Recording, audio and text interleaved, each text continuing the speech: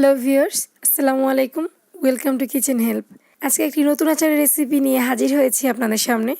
I hope রেসিপিটি আপনাদের ভালো লাগবে। So let's go for cooking. এখানে আমি 5টা কামরাঙ্গা নিয়েছি। এবার এর দুপাশে কেটে উপরের শক্ত শিরাগুলো কেটে নিচ্ছি।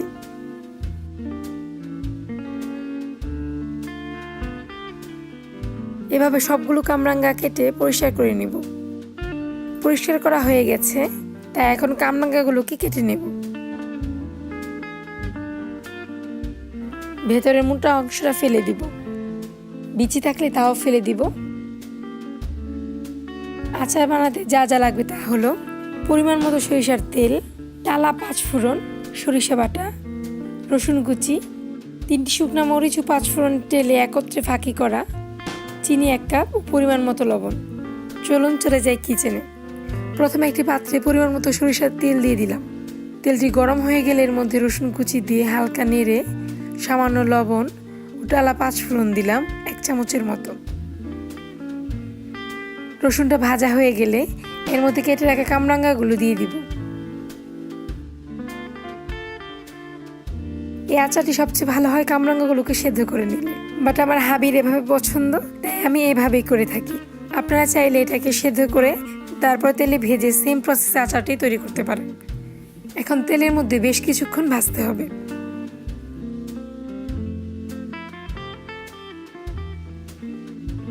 এক চামচের মতো টালা শুকনো মরিচ ও 5 ফোড়ন একত্রে ফাঁকি করা দিয়ে দিচ্ছি।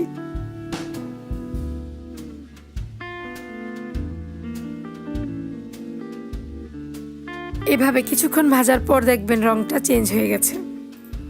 আচারটির মধ্যে 1 চিপি ভিনেগার দিচ্ছি। ভিনেগার দেওয়ার ফলে আচারটি যেমন দ্রুত সিদ্ধ হবে, ঠিক তেমনি সংরক্ষণ করা যাবে দীর্ঘদিন। সরিষা বাটা দিয়ে দিলাম 1 চামচ। এটি দেওয়ার সঙ্গে সঙ্গে আচারের ফ্লেভার চলে আসছে। এবার 1/4 চা চামচ আদা, 1/4 চা চামচ রসুন বাটা দিয়ে দিলাম, 1/2 চামচ হলুদ, 1/4 চা চামচ মরিচের ফাঁকি দিয়ে নাড়তে থাকবো কিছুক্ষণ। আমার নতুন নতুন রান্নার আপডেট পেতে এখনই আমার চ্যানেলটিকে সাবস্ক্রাইব করুন এবং আমার রান্নাটি ভালো লেগে থাকলে আপনার ফ্রেন্ডস এন্ড ফ্যামিলির সাথে শেয়ার করুন। এভাবে কিছুক্ষণ কড়া জালে ভাজার পর এর মধ্যে চিনি দিয়ে দিব। চিনিটা গলে না যাওয়া পর্যন্ত অপেক্ষা করব।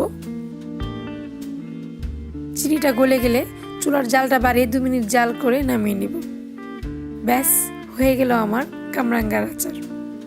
আচারটি সফট হয়েছে এবং ভিতরে পর্যাপ্ত পরিমাণ মশলাও ঢুকেছে।